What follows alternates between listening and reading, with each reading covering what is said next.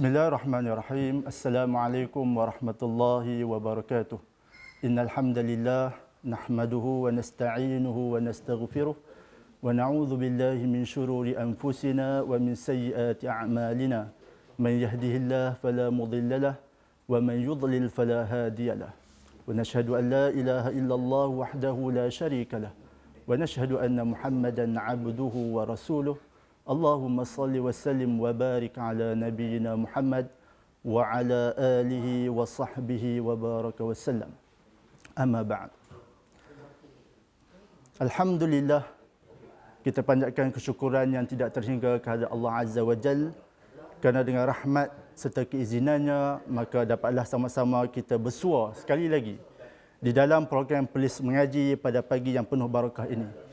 Terlebih dahulu, saya bagi pihak tim Pelis Mengaji ingin merafak sembah, tahniah dan bai'ah tak setia sempena 2 dekad pemerintahan Duli Yang Maha Mulia Tuanku Syed Sirajuddin Ibni Almarhum Tuanku Syed Putra Jamalulail, Raja Perlis yang dimasyhurkan pada 17 April 2000. Tinggikan daulat serta adil kekal pemerintah Jamalulail.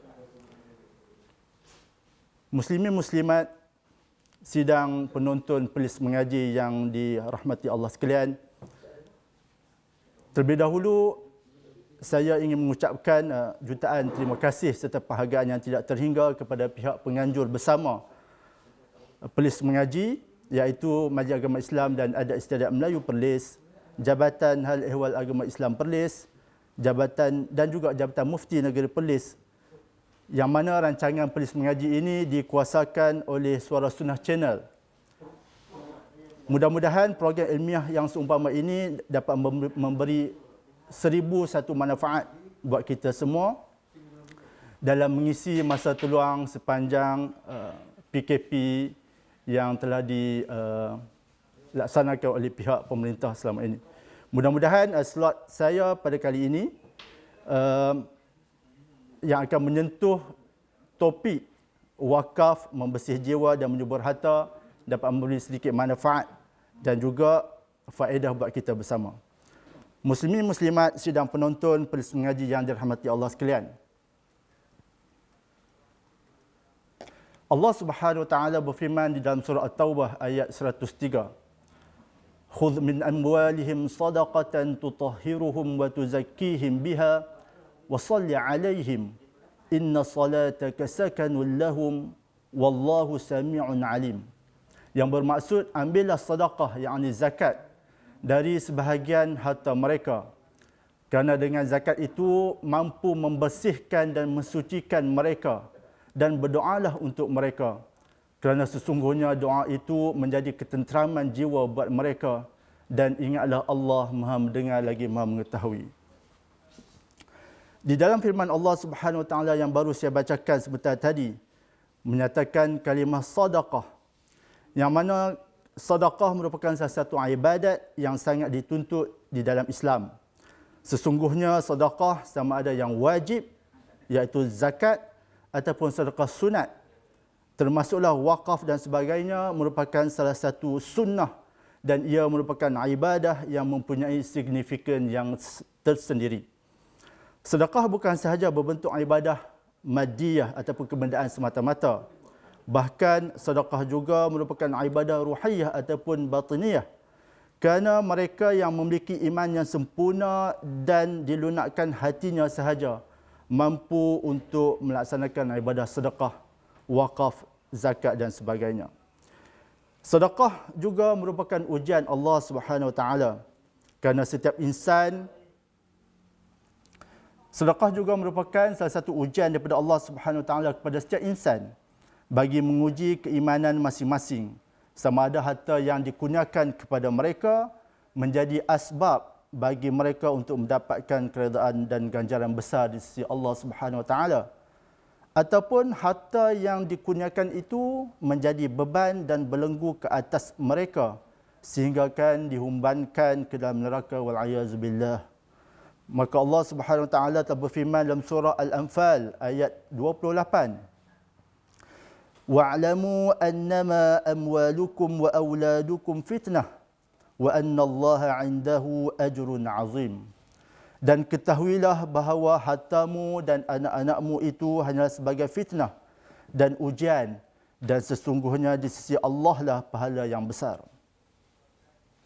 Nabi SAW juga pernah bersabda, "Inna likulli ummatin fitnah wa fitnatu ummatil mal." Rawahu Tirmidzi wa huwa fi Sahih Al-Jami'. Setiap umat memiliki ujian dan ujian umatku adalah harta. Demikian tuan-tuan dan puan-puan sidang penonton polis mengaji yang dikasihi Allah sekalian. Setiap rezeki, yakni harta kurniaan Allah Subhanahu Wa Taala, sama ada banyak maupun sedikit, mempunyai tuntutan yang besar yang tidak hendaklah kita tunaikan.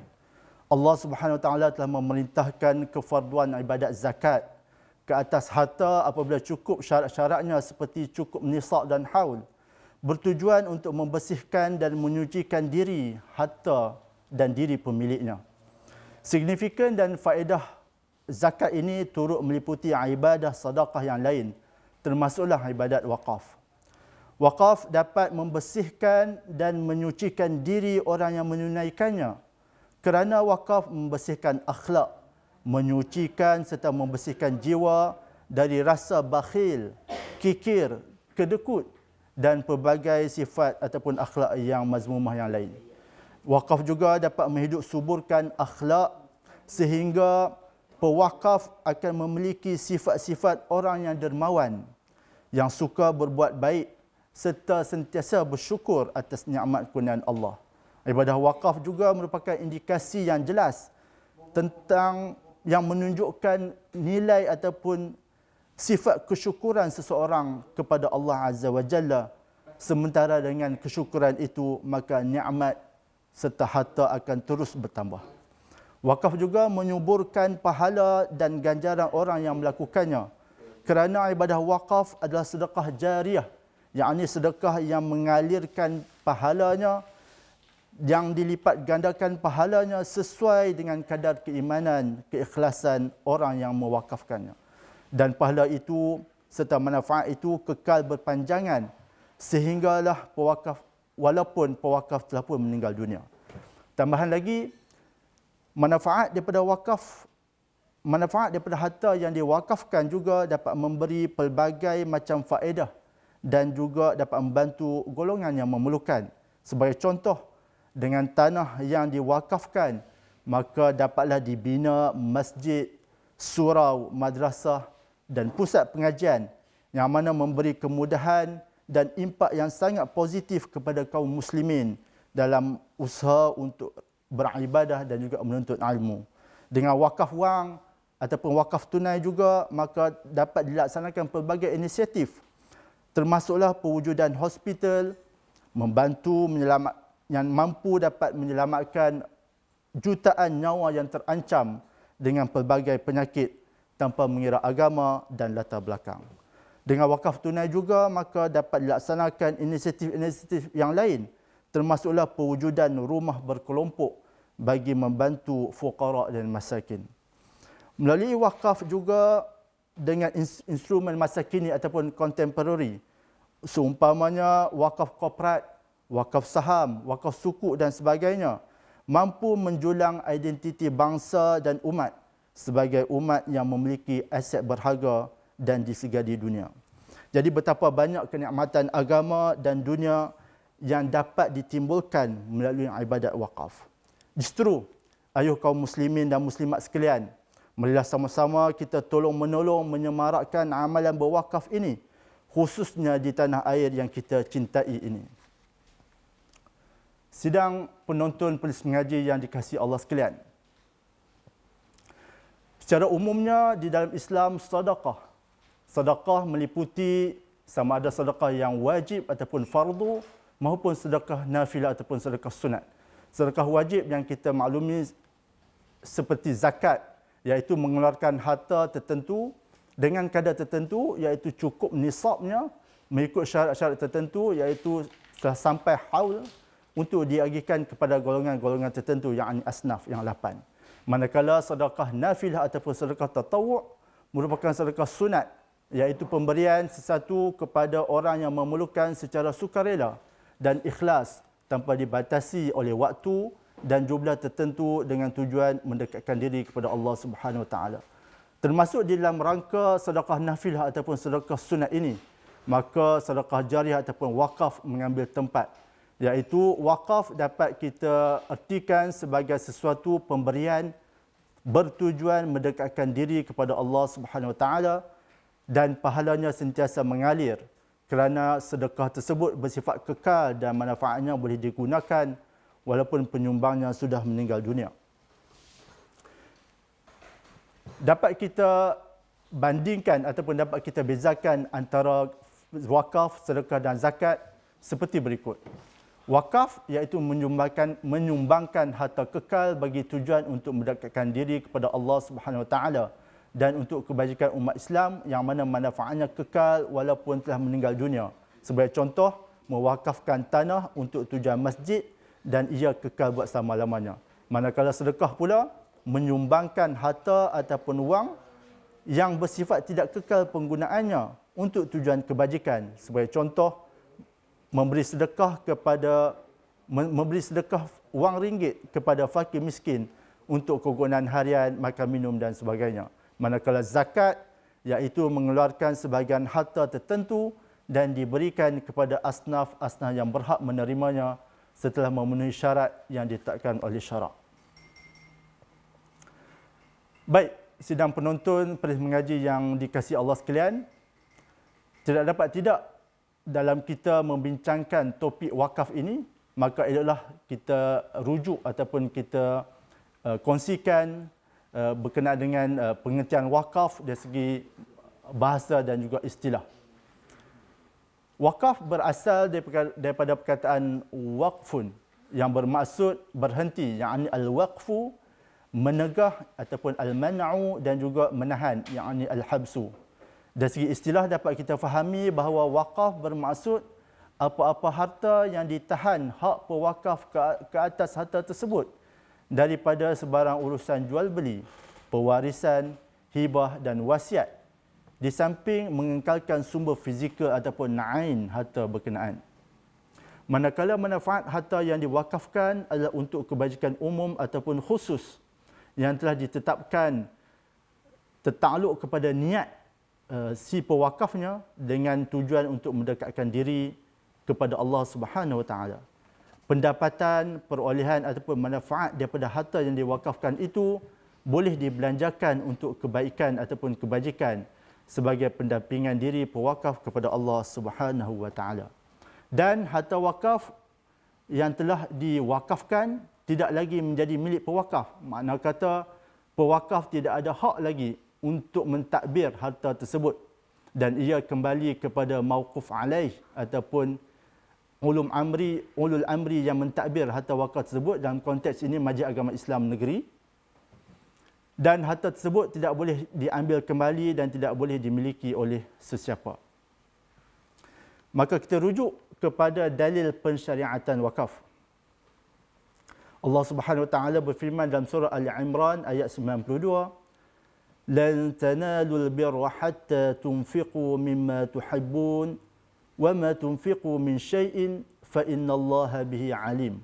Bermaksud, kamu tidak sekali-kali akan dapat mencapai hakikat kebajikan yang sempurna sebelum kamu dermakan sebahagian daripada apa yang kamu sayangi, dan sesuatu apa jua yang kamu dermakan, maka sesungguhnya Allah Ta'ala Maha mengetahui.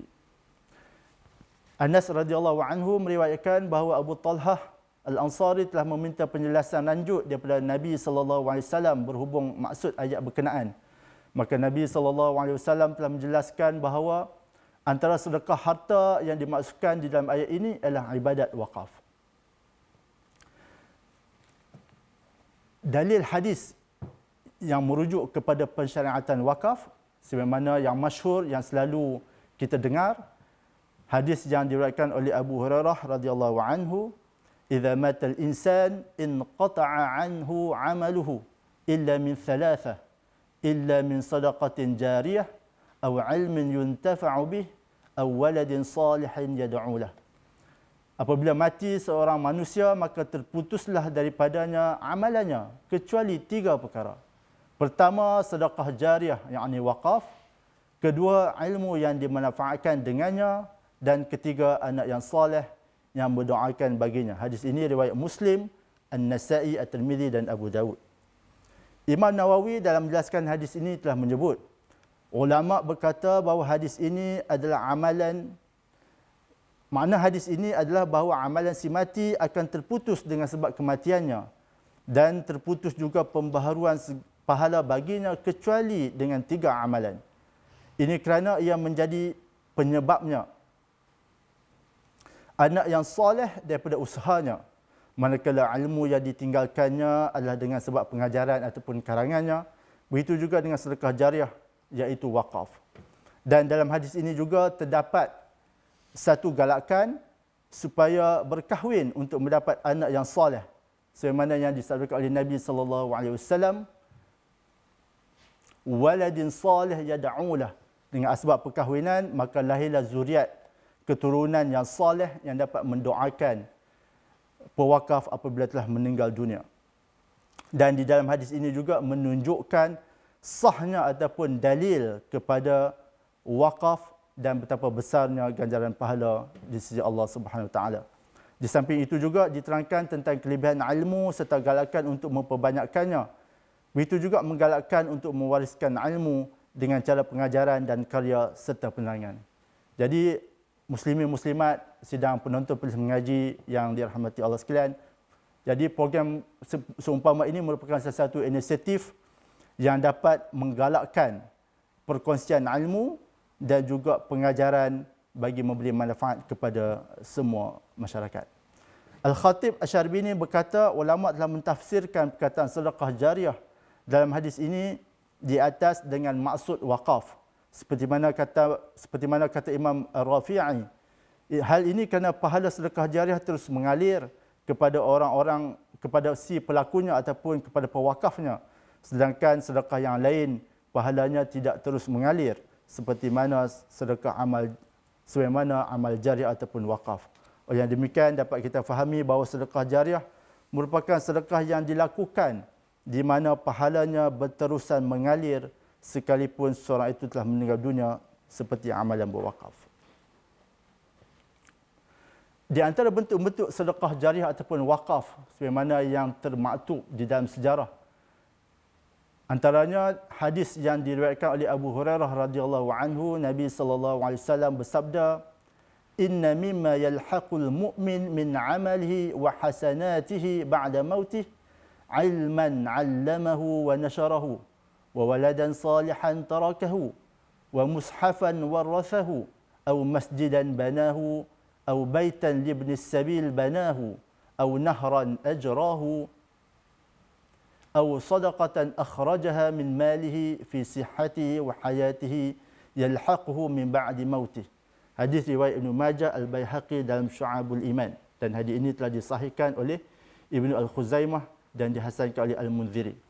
Dalam hadis ini Nabi SAW bersabda yang bermaksud, sesungguhnya yang didapati oleh orang yang beriman daripada amalan dan kebaikan yang dia lakukan setelah dia mati adalah: pertama, ilmu yang dia ajarkan dan dia sebarkan. Kedua, anak soleh yang dia tinggalkan. Ketiga, mushaf Al-Quran yang dia wariskan. Keempat, masjid yang dibina. Kelima, rumah bagi Ibnu Sabil, yakni rumah musafir yang terputus perjalanan yang dia bina. Keenam, sungai yang dia alirkan. Dan ketujuh, sedekah yang dia keluarkan dari harta ketika dia masih hidup ataupun ketika dia masih hidup dan juga sihat. Dan semua ini akan dihubungkan dengannya setelah dia mati. Maka para fuqaha dalam menilai ataupun mengambil pengajaran daripada hadis berkenaan telah mengklasifikasikan wakaf kepada beberapa jenis. Yang pertama, wakaf ahli ataupun wakaf untuk keluarga, yang mana manfaatnya dikhususkan kepada ahli keluarga yang ditentukan oleh pewakaf. Kedua, wakaf khairi ataupun wakaf kebajikan yang meliputi wakaf am dan juga wakaf khas. Wakaf am dapat kita artikan iaitu wakaf yang diwujudkan bagi tujuan khairat umum mengikut hukum syarak. seperti mewakafkan untuk tujuan keagamaan, pembangunan ekonomi, pendidikan, kesihatan dan sebagainya. Manakala wakaf khas pula, wakaf yang diwujudkan bagi maksud khairat tertentu ataupun dengan tujuan khusus mengikut hukum syarak, seperti mewakafkan tanah ataupun manfaat untuk tujuan masjid, maka ia menjadi wakaf khas, ataupun mewakafkan wang tunai untuk tujuan pembinaan hospital, maka ia telah menjadi wakaf khas, dan contoh-contoh yang lain. Dan satu lagi jenis wakaf yang diberikan contoh oleh pihak al-fuqaha, iaitu wakaf irsad, iaitu penyerahan tanah sebagai wakaf oleh pihak berkuasa negeri, kerajaan persekutuan dan lain-lain mengikut hukum syarak. Dan satu jenis lagi wakaf iaitu wakaf mushtarak, yang mana wakaf ini menggabungkan ataupun menyatukan ketiga-tiga contoh wakaf tadi, iaitu wakaf khairi, wakaf irsad dan sebagainya, maka ia digabungkan menjadi wakaf mushtarak. Sidang penonton pelis mengaji yang dikasihi Allah sekalian, ibadat wakaf merupakan satu ibadah ataupun amalan yang telah dianjurkan oleh agama, maka tidak ia tertakluk kepada rukun dan juga syarat-syarat tertentu. Para jumhur ulama telah menetapkan bahawa ibadat wakaf itu hendaklah meliputi 4 rukun. Pertama, ibadah wakaf perlu ada waqif, iaitu orang yang mewakafkan harta. Kedua, ibadat wakaf perlu ada mauquf, iaitu harta yang hendak diwakafkan. Dan seterusnya, wakaf juga perlu ada mauquf alaih, iaitu orang yang menerima harta wakaf tersebut ataupun pentadbir harta wakaf. Dan keempat, sirah, sama ada secara jelas, secara sarih ataupun secara kinayah. Manakala syarat wakaf pula, setiap rukun wakaf yang saya sebutkan tadi terdapat syarat-syarat tertentu. Pertamanya, wakif ataupun pewakaf itu hendaklah seseorang yang berakal, merdeka, baligh, tidak dipaksa, dan juga memiliki harta dan berkuasa dalam menguruskan hartanya. Kedua, mauquf ataupun harta yang diwakafkan, harta tersebut hendaklah dimiliki, bukannya harta curi ataupun harta yang dijumpai. Harta tersebut hendaklah harta yang diketahui dan juga ditentukan. Harta yang boleh dimiliki, mempunyai manfaat dan diharuskan di sisi syarak, serta harta yang kekal sifatnya. Kemudian mauquf alaih ataupun penerima harta wakaf hendaklah wujud ketika wakaf itu dibuat dan ditentukan. Mauquf alaih bolehlah memiliki harta, mentadbir dan menguruskan harta berkenaan sesuai dengan niat waqif. Dan keempat, sirah ataupun lafaz ijab dan qabul, maka wakaf hendaklah bertujuan takbid ataupun untuk kekal selama-lamanya. Tidak ditentukan syarat untuk tempoh tertentu, serta bertujuan ataupun objektif kepada wakaf itu jelas untuk ditakbir oleh mauquf alaih. Antara hikmah ataupun faedah daripada amalan berwakaf ini, wakaf sebagaimana kita sedia maklum merupakan salah satu instrumen ataupun alat untuk mendekatkan diri kepada Allah Subhanahu Wa Taala melalui sedekah jariah, yang mana pahalanya akan berkekalan dan berpanjangan. Wakaf mempunyai hikmah dan kelebihannya tersendiri jika ia dilakukan dengan niat ikhlas kepada Allah Subhanahu Wa Taala. Dan antara hikmah yang terkandung di dalam ibadat wakaf, pertamanya, ibadat wakaf dapat mendekatkan diri kepada Allah Subhanahu Wa Taala, taqarrub ila Allah. Kedua, ibadat wakaf dapat menzahirkan pengabdian diri, yakni ta'abbud kepada Allah Subhanahu Wa Taala. Ketiga, mendapat pahala kebajikan yang berkekalan semasa hidup dan selepas pewakaf meninggal dunia. Keempat, ibadat wakaf, melalui ibadat wakaf, maka masyarakat dapat berkongsi manfaat melalui harta yang diwakafkan. Kelima, ibadat wakaf dapat mengukuhkan perpaduan ummah. Dan keenam, ibadat wakaf dapat memastikan pengekalan, pemilikan dan perkongsian aset umat Islam. Antara fadilat dan keutamaan berwakaf sebagaimana yang terkandung di dalam Al-Quran dan juga hadis Nabi SAW. Pertama, keutamaan wakaf, sudah pasti ganjaran pahala yang berlipat kali ganda daripada Allah Subhanahu Wa Taala. Sebagaimana Allah Taala berfirman dalam surah Al-Baqarah ayat 265, "Wa mathalul ladzina yunfiquna amwalahum ibtigha'a mardatillahi wa tathbitan min anfusihim kamathali jannatin bi rabwatin asabaha wabil fa'atat ukulaha di'afain fa in lam yusibha wabil fatal wallahu bima ta'maluna basir." Dan bandingan orang-orang yang membelanjakan hartanya kerana mencari keredaan Allah Subhanahu Wa Taala dan kerana meneguhkan iman dan keikhlasan yang timbul daripada jiwa mereka adalah seumpama sebuah kebun di tempat yang tinggi yang ditimpa hujan yang lebat, lalu mengeluarkan hasilnya 2 kali ganda. Kalau ia tidak ditimpa hujan lebat, maka hujan renyai-renyai pun sudah cukup untuk menyiraminya. Dan ingatlah, Allah Subhanahu Wa Taala sentiasa melihat akan apa yang kamu lakukan. Nabi SAW pernah bersabda, "Inna Allah yaqbalu as-sadaqah wa ya'khudhuha bi yaminih fayurabbiha li ahadikum kama yurabbi ahadukum muhrahu hatta inna luqmah la tasiru mithla Uhud." Hadis ini riwayat Imam At-Tirmizi dan status hadis hasanus sahih. Bermaksud, sesungguhnya Allah Azza wa Jalla menerima amalan sedekah dan mengambilnya dengan tangan kanannya. Lalu Allah mengembangkan pahalanya untuk salah seorang daripada kamu, sebagaimana kamu membiakkan seekor anak kuda. Sehingga sedekah yang hanya sebiji boleh berkembang besar sebesar gunung Uhud.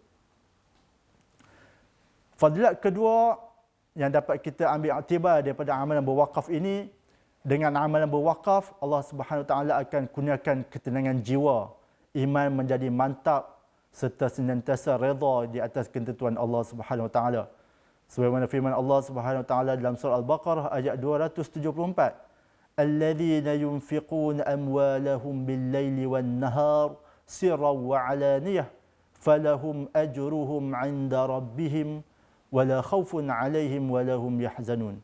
Orang-orang yang membelanjakan, yakni mewakafkan hartanya pada waktu siang dan malam, pada waktu malam dan siang, dengan cara sulit ataupun terbuka, maka mereka pasti beroleh pahala di sisi Tuhan mereka dan tidak ada kebimbangan dari berlakunya kejadian yang tidak baik terhadap mereka, serta mereka pula tidak akan berasa berduka cita. Ketiga, dipermudahkan urusan dunia dan akhirat. Hadis Nabi yang diriwayatkan oleh Abu Hurairah radhiyallahu anhu, Nabi sallallahu alaihi wasallam pernah bersabda, "Man naffasa 'an mu'min kurbatan min kurabid dunya, naffasallahu anhu kurbatan min kurabi yaumil qiyamah. Wa man yassara 'ala mu'sirin yassarallahu 'alaihi fid dunya wal akhirah. Wa man satara musliman satarahu Allah fid dunya wal akhirah. Wallahu fi aunil 'abdi ma kana 'abdu fi auni akhi." Hadis riwayat Muslim. Sesiapa yang meringankan daripada seorang mukmin satu kesusahan daripada kesusahan-kesusahan dunia, yakni dengan amalan berwakaf, seseorang itu dapat membantu saudara mukmin yang berada dalam kesusahan, maka Allah Subhanahu Wa Taala akan meringankan daripadanya satu kesusahan daripada kesusahan di hari akhirat.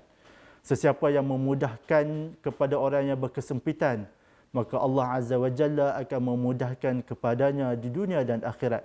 Dan sesiapa yang menutup aurat dan keaiban seorang Muslim, maka Allah akan menutup aurat dan keaibannya di dunia dan di akhirat. Dan Allah Subhanahu Wa Taala sentiasa menolong seseorang hamba selagi mana hamba itu menolong saudaranya. Fadilat keempat iaitu pengampunan dosa, ganjaran syurga dan bebas daripada azab neraka. Diriwayatkan daripada Muaz bin Jabal radhiyallahu anhu, beliau berkata, "Wahai Rasulullah sallallahu alaihi wasallam, beritahu kepada saya satu amalan yang akan memasukkan saya ke dalam syurga dan menjauhkan saya daripada neraka." Maka Nabi sallallahu alaihi wasallam bersabda, "Laqad sa'altani 'an 'azim wa innahu la yasirun 'ala man yassarahu Allahu 'alaihi. Ta'budullah wa la tusyriku bihi syai'a wa tuqimus salah wa tu'tiz zakah وتصوم رمضان وتحج البيت ثم قال ألا أدلك على أبواب الخير الصوم جنة والصدقة تطفئ الخطيئة كما يطفئ الماء النار."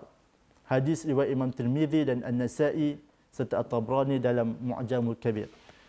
Demi Allah, sesungguhnya kamu telah bertanya kepadaku tentang sesuatu yang besar. Sesungguhnya ia memang mudah bagi sesiapa yang dimudahkan oleh Allah kepadanya. Kamu menyembah Allah tanpa menyekutukan sesuatu dengannya, mendirikan salat, mengeluarkan zakat, berpuasa di bulan Ramadan dan menunaikan haji di Baitullah.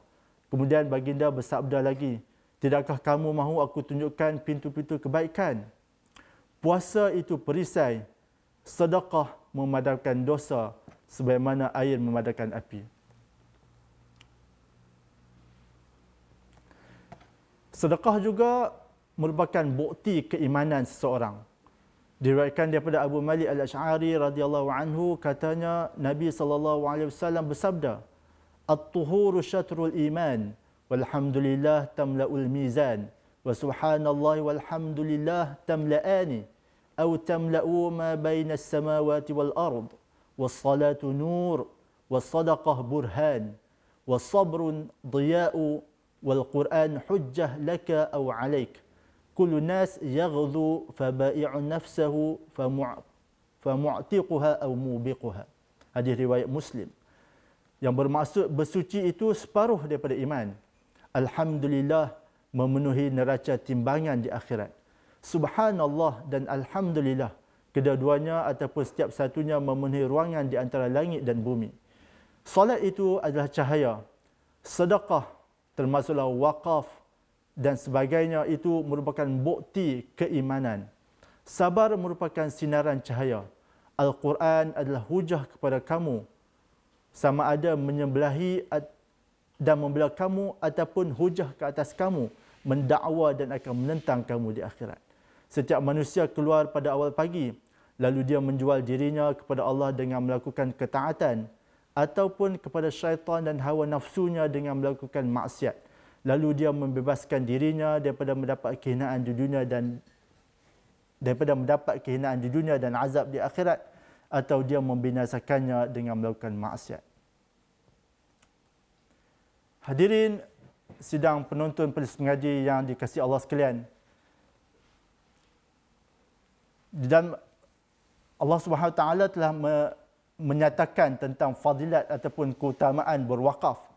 Maka pada masa yang sama Allah Subhanahu Wa Taala memberi ancaman ataupun larangan kepada mereka yang enggan menginfakkan harta mereka ataupun mewakafkan, mengeluarkan zakat serta bersedekah sebagaimana yang dituntut oleh ajaran Islam.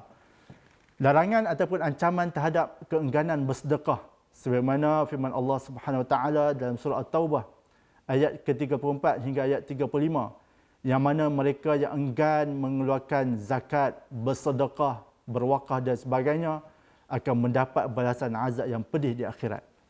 Allah Subhanahu Wa Taala berfirman, "Walladzina yaknizuna adh-dhahaba wal-fiddah wa la yunfiqunaha fi sabilillah fabashshirhum bi'adzabin alim. Yawma yuhma 'alayha fi nari jahannam fatukwa biha jibahuhum wa junubuhum wa dhuhuruhum. Hadza ma kanaztum li anfusikum fadhuqu ma kuntum taknizun." Dan orang-orang yang menyimpan emas dan perak, yakni harta benda yang banyak, serta tidak menafkahkannya pada jalan Allah, yakni tidak mengeluarkan zakat, berwakaf dan bersedekah, maka beritahukanlah kepada mereka bahawa mereka akan mendapat siksa yang pedih. Pada hari dipanaskan emas perak itu di dalam neraka Jahannam, lalu dibakar dengannya dahi mereka, lambung dan punggung mereka. Lalu dikatakan kepada mereka, "Inilah harta bendamu yang kamu simpan untuk dirimu sendiri. Maka rasakanlah sekarang akibat daripada apa yang kamu simpan itu." Dalam surah yang lain Allah Subhanahu Wa Taala berfirman di dalam surah Ali Imran ayat 180, harta yang disimpan ataupun sifat bakhil itu akan menjadi beban di akhirat. Allah Subhanahu Wa Taala berfirman, "Wala yahsabanna alladhina yabkhaluna bima atahumullahu min fadlihi huwa khairan lahum bal huwa syarrun lahum. Sayutawwaquna ma bakhilu bihi yawmal qiyamah walillahi mirathus samawati wal ard wallahu bima ta'maluna khabir." Sekali-kali janganlah orang-orang yang bakhil dengan harta yang Allah berikan kepada mereka daripada kurniaannya menyangka bahawa kebakhilan itu baik bagi mereka. sebenarnya kebakhilan itu adalah buruk bagi mereka. Harta yang mereka bakhilkan itu akan dikalungkan kelak di lehernya di hari kiamat, dan kepunyaan Allah lah segala warisan yang ada di langit dan di bumi. Dan ingatlah Allah Ta'ala Maha mengetahui apa yang kamu kerjakan. Dan antara ayat yang lain, sifat bakhil ataupun kikir itu merupakan tipu daya syaitan. Allah Subhanahu Wa Ta'ala berfirman dalam surah Al-Baqarah ayat 268, "Asy-syaitanu ya'idukumul faqr wa ya'murukum bil fahsya, wallahu ya'idukum maghfiratan minhu wa fadla, wallahu wasi'un alim."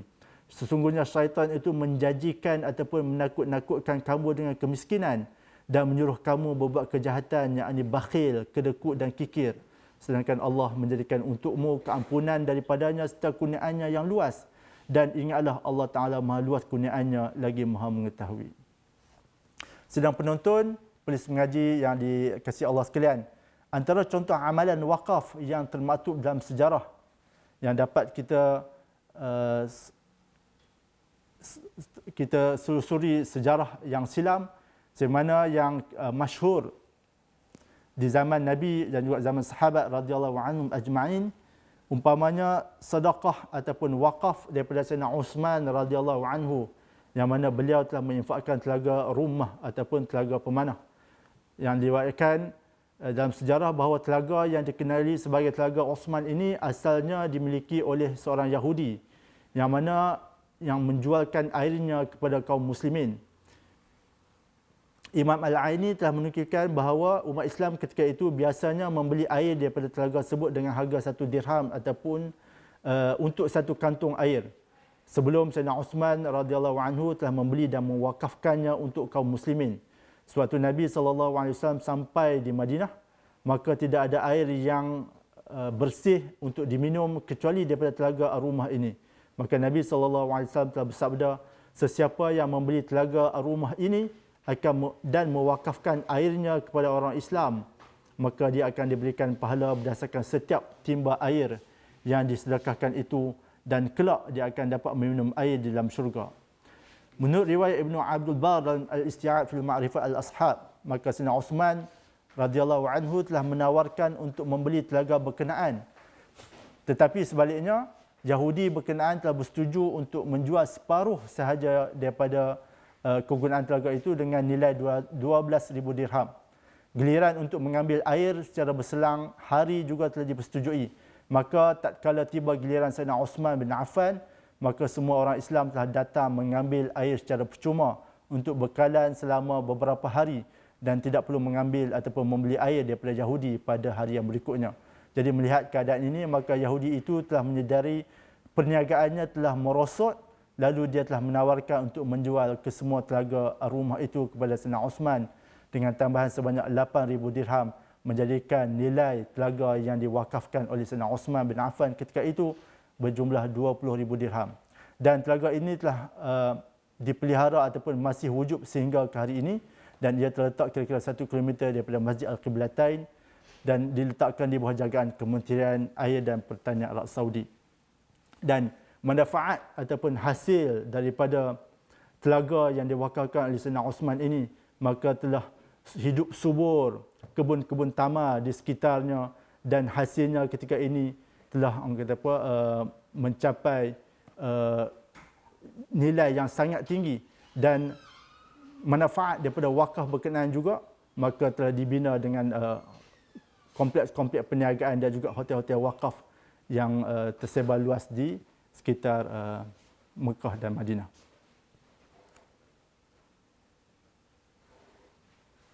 Antara contoh lain wakaf dalam sejarah, umpamanya wakaf yang telah dilaksanakan oleh Sayyidina Umar radhiyallahu anhu, iaitu Sayyidina Umar telah mendapat sebidang tanah di Khaybar, lalu dia datang kepada Nabi untuk meminta pandangan tentang tanah berkenaan. Maka Sayyidina Umar telah bertanyakan kepada Nabi, "Wahai Rasulullah, sesungguhnya aku mendapat sebidang tanah di Khaybar, di mana aku tidak mendapat harta yang lebih berharga bagiku selain daripadanya. Apakah yang hendak engkau perintahkan kepadaku dengannya?" Maka Nabi SAW bersabda, "Jika engkau hendak, maka tahanlah ataupun bekukanlah tanah itu dan sedekahkan dan wakafkanlah manfaatnya." Contoh amalan wakaf di Malaysia yang kita maklumi bersama, terdapat satu tanah wakaf yang sangat bernilai yang ditadbir di bawah Majlis Agama Islam dan Majlis Agama Islam Wilayah Persekutuan Kuala Lumpur. Yang mana tanah berkenaan adalah tanah wakaf Ahmad Dauji Dadaboy yang terletak yang dibina di atasnya Menara Bank Islam Kuala Lumpur. Untuk makluman para penonton sekalian, tanah berkenaan merupakan tanah yang sangat bernilai, tanah wakaf yang sangat bernilai di Malaysia, berkeluasan 1.2 hektar, terletak di Jalan Perak, Kuala Lumpur, dan nilai tanah berkenaan sebelum dibangunkan berjumlah 34 juta dan setelah dibangunkan ketika ini nilainya telah melonjak lebih daripada 151 juta. Dan Majlis Agama Islam Wilayah Persekutuan ataupun MAWIP sebagai pemegang amanah tunggal hartanah wakaf berkenaan telah menggalas tanggungjawab membangunkan tanah wakaf berkenaan, seterusnya menjadi salah satu ikon pembangunan tanah wakaf yang berjaya di Malaysia. Dan hasil daripada kerjasama di antara Majlis Agama Islam Wilayah Persekutuan, Lembaga Tabung Haji dan juga Bank Islam Malaysia Berhad, maka tanah tersebut telah berjaya dibangunkan. Tuan-tuan dan puan-puan muslimin-muslimat yang dirahmati Allah sekalian, di dalam aspek wakaf ini, maka terdapat satu sudut iaitu wakaf tunai. Yang mana wakaf tunai ataupun cash wakaf ataupun wakaf ad-darahim dan juga wakaf ad-dananir ini bermaksud mewakafkan wang tunai kepada mana-mana pemegang amanah wakaf iaitu mauquf alaih, dan wang modalnya dikekalkan kepada penerima wakaf.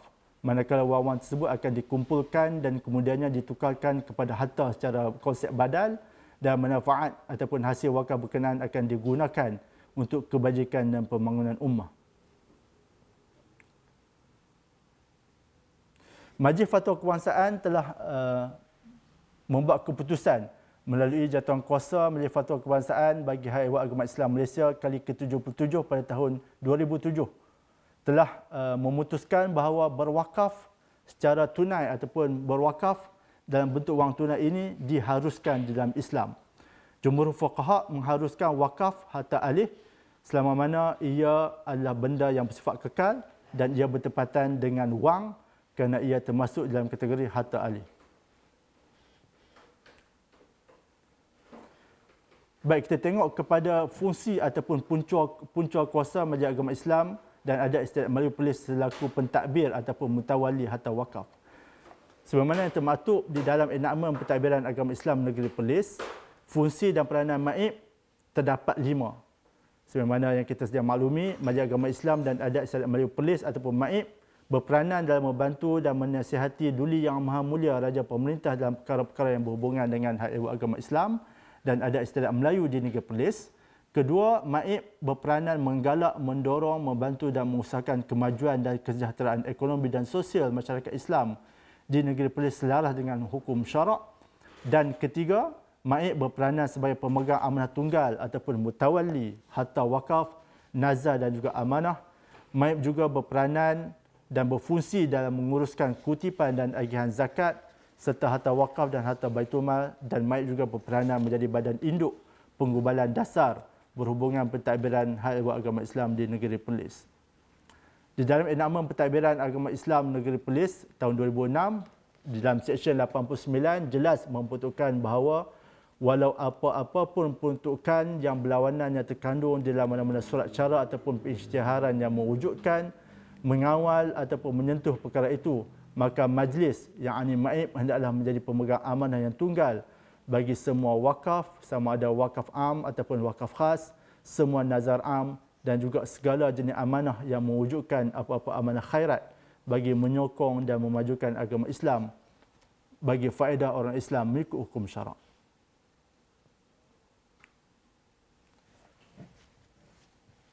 Untuk makluman sidang penonton sekalian, wakaf tunai yang dilaksanakan oleh Majlis Agama Islam dan Adat Istiadat Melayu Perlis telah pun dilancarkan secara rasminya oleh Tuanku Yang di-Pertua MAIP iaitu Duli Yang Teramat Mulia Tuanku Syed Fazluddin Putra Ibni Tuanku Syed Sirajuddin Jamalulai pada 22 November tahun 2012.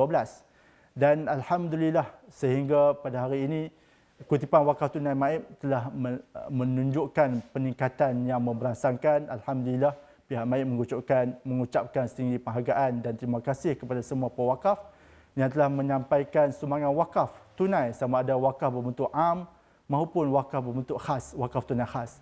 Dan pihak Maib telah pun mewujudkan satu produk ataupun satu bentuk wakaf tunai khas bertujuan untuk membina ataupun membangunkan sebuah pusat rawatan dialisis yang dinamakan sebagai bangunan wakaf Maib Perkhidmatan Dialisis Hospital Tuanku Fauziah Kangar. Jadi untuk melaksanakan ataupun kaedah cara untuk kita menyertai wakaf tunai ini, maka pihak Maib telah melaksanakan pelbagai kaedah dan juga inisiatif. Antaranya melalui akaun bank, pihak Maib telah pun mewujudkan satu akaun wakaf tunai khas di Bank Islam Malaysia Berhad, yang mana tuan-tuan dan puan-puan sedang penonton sekalian boleh mengambil ataupun memberi perhatian kepada nombor akaun yang saya sebutkan ini, iaitu 09010010063983, yang mana akaun ini merupakan akaun wakaf tunai Maib di Bank Islam. Sekiranya tuan-tuan dan puan-puan sedang penonton sekalian berhajat untuk melaksanakan wakaf tunai, boleh terus bank in ataupun menyumbangkan wakaf tunai tuan-tuan dan puan-puan sekalian ke akaun Maib yang berkenaan. Selain daripada kaedah melalui akaun yang diwujudkan, maka terdapat kaedah ataupun inisiatif lain bagi penjawat awam, persekutuan dan juga negeri boleh melaksanakan ataupun menyertai ibadat wakaf tunai ini secara potongan gaji. Kalau perkhidmat kerajaan persekutuan, bolehlah berwakaf melalui potongan gaji yang ditadbir oleh Yayasan Wakaf Malaysia dengan kodnya 4474. Manakala peringkat perkhidmat awam negeri, bolehlah melaksanakan potongan gaji melalui Bendahari Negeri dengan kodnya 4438. Dan manakala kaki tangan swasta, potongan gaji boleh diuruskan oleh majikan masing-masing mengikut kaedah potongan gaji di bawah Seksyen 24/2I Akta Kerja daripada Jabatan Tenaga Kerja. Selain daripada potongan gaji, akaun Bank Islam Maib juga turut melaksanakan kolaborasi ataupun kerjasama pintar dengan pakar-pakar termasuklah institusi perbankan Islam, yang mana Maib telah melaksanakan kerjasama dengan IBIM ataupun Persatuan Institusi Perbankan Islam Malaysia dalam mewujudkan kaedah-kaedah yang boleh mendekatkan pewakaf ataupun memudahkan pewakaf untuk berwakaf secara tunai. Antaranya, kita wujudkan internet banking ataupun JomPay ataupun FPX. Kedua, kita wujudkan standing instruction, direct debit ataupun e-mandate. Ketiga, melalui mesin deposit tunai. Dan juga keempat, kaedah baru yang kita perkenalkan iaitu Snap and Pay. Dan setiap sumbangan wakaf tunai yang tuan-tuan dan puan-puan salurkan melalui Maib, maka ia akan dapat insentif pengecualian cukai, yang mana pihak Maib telah pun mendapat kelulusan potongan cukai pendapatan di bawah Seksyen 44/11C di bawah Akta Cukai Pendapatan 1967 daripada Kementerian Kewangan Malaysia dan juga Lembaga Hasil Dalam Negeri bagi setiap sumbangan wakaf tunai untuk projek bangunan wakaf Maib Perkhidmatan Dialisis ini. Jadi alhamdulillah, untuk tempoh selama 2 tahun ini, Maib telah mendapat insentif pengecualian cukai bagi setiap pewakaf yang menyumbang secara tunai bagi tujuan wakaf tunai khas projek dialisis berkenaan. Selain daripada projek-projek berbentuk kesihatan yang saya nyatakan tadi, terdapat juga pelbagai lagi projek infrastruktur yang telah dilaksanakan hasil daripada inisiatif wakaf ini.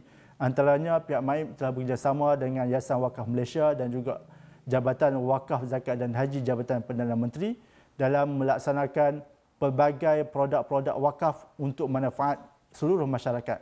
Antaranya, terdapat 27 lot bazar wakaf yang terletak di 6 lokasi masjid terpilih di sekitar negeri Perlis. Kemudian pihak Maib juga mewujudkan 8 lot komersial ataupun rumah kedai yang dibina di atas tanah wakaf am di Utan Aji.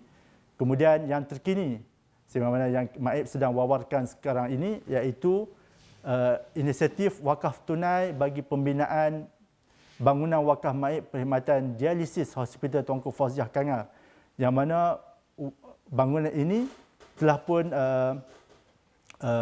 bermula pembinaannya sekitar tahun 2018, pada April 2018, dan telah pun bangunan telah pun siap ketika ini, tetapi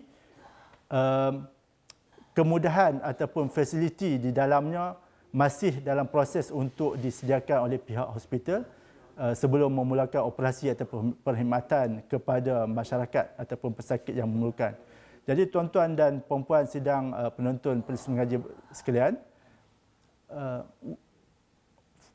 tujuan utama Maib melaksanakan inisiatif ataupun bangunan wakaf Maib Perkhidmatan Dialisis ini adalah bertujuan untuk menggalakkan masyarakat, khususnya rakyat di negeri Perlis ini, untuk menyertai ibadat wakaf tunai dengan menyumbang kepada pembinaan pusat dialisis ini. Memang hasrat utama kita adalah untuk mewujudkan sebuah ikon ataupun bangunan yang 100% dibina hasil daripada kutipan wakaf. Jadi semenjak dilancarkan pada tahun 2014 wakaf tunai pusat dialisis ini, sehingga kini pihak Maib telah berjaya mencapai kutipan berjumlah 2,320,000. Jadi masih banyak lagi dana yang diperlukan, dana wakaf tunai khususnya yang diperlukan untuk menampung kos pembinaan projek yang berjumlah keseluruhan 6 juta. Jadi walaupun bangunan telah siap, tapi kos ataupun modal untuk menampung pembinaan bangunan berkenaan masih lagi kekurangan, dan kita pihak Maib amat sangat merayu dan juga memohon menggalakkan seluruh masyarakat untuk sama-sama menyumbang dan berwakaf secara tunai melalui Majlis Agama Islam bagi menampung pembinaan ataupun ikon wakaf yang kita nanti-nantikan ini. Jadi selain daripada kaedah berwakaf yang saya sebutkan tadi, kita juga tuan-tuan dan puan-puan boleh melayari laman Sesawang Maib untuk melihat pelbagai kaedah dan juga info-info terkini berhubung dengan produk-produk wakaf yang Maib laksanakan. Melalui Snack MP, tuan-tuan dan puan-puan boleh pergi ke QR code yang mana setiap masjid alhamdulillah telah kita iklankan QR code My Wakaf Maib ni. Jadi untuk kemudahan masa kini, tuan-tuan dan puan-puan tak perlu lagi bawa cash, hanya sekadar boleh scan sahaja barcode ataupun QR code yang dibekalkan melalui pamphlet ataupun streamer yang dibekalkan di lokasi-lokasi tertentu, boleh scan dan juga boleh terus berwakaf kepada Majlis Agama Islam dan Adat Istiadat Melayu Perlis. Selain daripada wakaf tunai dan bentuk kesihatan, pihak Maib juga telah turut melaksanakan kolaborasi dengan Institut Pengajian Tinggi di Perlis, khususnya pihak UiTM Perlis, pihak Unimed dan juga KUIP dalam melaksanakan wakaf pendidikan dalam usaha untuk menyemarakkan ibadat wakaf di negeri ini. Dan antara projek-projek lain yang dilaksanakan berasaskan kepada konsep wakaf ini, iaitu pihak Maib telah berjaya memulihara sebuah masjid lama di Kubang Gajah, iaitu Masjid Al-Abrar, untuk jadikan sebagai pusat pengurusan jenazah Maib yang boleh digunakan oleh seluruh rakyat di negeri Perlis ini dalam melaksanakan ataupun dalam memberi perkhidmatan pengurusan jenazah yang terbaik mengikut sunnah Nabi. Kemudian pihak Maib juga turut melaksanakan sumbangan wakaf telaga untuk komuniti Muslim Rohingya dengan kerjasama NGO iaitu Pertubuhan Kebajikan Serantau Muslim, dan pihak Maib telah berjaya mewakafkan 5 telaga kepada komuniti Rohingya di Myanmar. Jadi tuan-tuan dan puan sekalian, mungkin sekadar itu sahaja perkongsian yang dapat saya sampaikan berhubung tajuk wakaf membersih jiwa dan menyubur harta. Jadi tuan-tuan dan puan-puan sidang penonton Polis Mengaji, sekiranya perlu ataupun berhajat kepada info yang lanjut berkenaan dengan apa sahaja aktiviti ataupun program yang Maib laksanakan, boleh layari www.mips.gov.my, dan dalam portal itu terdapat pelbagai sumber info dari segi sedia makan, bayaran dan sebagainya, boleh didapati di laman web Maib berkenaan. Jadi tuan-tuan dan puan-puan sidang penonton sekalian, sebagai rumusan ataupun penutup kepada perkongsian kita pada pagi ini, maka marilah sama-sama kita merenung sabda Nabi sallallahu alaihi wasallam, yang mana Nabi sallallahu alaihi wasallam ada bersabda, la tazalu qadama 'abdin yaumil qiyamah la tazalu qadama 'abdin yaumil qiyamah hatta yus'al 'an 'umrihi fima afnah wa 'an 'ilmihi fima fa'al wa 'an malihi min aina iktasab wa fima anfaqah wa 'an jismihi fima ablah. Hadis ini riwayat Imam At-Tirmizi, yang bermaksud dua kaki seorang hamba tidak akan bergerak pada hari kiamat kelak sehingga kan dia ditanya tentang beberapa perkara. Pertama, tentang umurnya, ke mana dia habiskan; tentang ilmunya, ke manakah, apakah yang dah dilakukan dengan ilmunya; yang ketiga, tentang hartanya, dari mana dia dapat dan ke mana dia belanjakan; dan kelima, tentang tubuh badannya, untuk apa digunakan. Jadi mudah-mudahan dengan harta yang Allah Ta'ala gunakan, kita dapat laksanakan tuntutannya dengan melaksanakan ibadat wakaf, zakat dan sedekah. Mudah-mudahan harta berkenaan dapat menjadi jaminan keselamatan kita di akhirat kelak. Dan Nabi SAW ada bersabda lagi, ma naqasat sadaqah min mal, tidak akan berkurang harta tersebut dengan sebab sedekah. Jadi ayolah sama-sama kita berwakaf dan kita hindarkan diri kita daripada kebinasaan. Sebagaimana yang telah disabdakan oleh Nabi SAW, ma min yaumin yusbihul ibad fihi illa malakan yanzilani fayaqul ahaduhuma Allahumma a'tini munfiqan khalafa wa yaqul al-akhar Allahumma a'tini mumsikan talafa. Tidak ada satu hari pun yang dilalui oleh para hamba kecuali ada dua malaikat yang akan turun, dan salah satunya akan mengatakan, ya Allah, berikanlah ganti kepada orang yang berinfak, bersedekah, berzakat dan berwakaf. Dan malaikat yang satunya akan berdoa, ya Allah, berikanlah kemusnahan kepada mereka yang tidak bersedekah, berzakat, berwakaf dan berinfak. Ayuh sama-sama kita sahut seruan ini untuk kita melaksanakan ibadat zakat, wakaf dan sedekah demi membantu umat yang memerlukan. Sekian aku qauli hadza wa astaghfirullahal azim li wa lakum. Wassalamualaikum warahmatullahi wabarakatuh.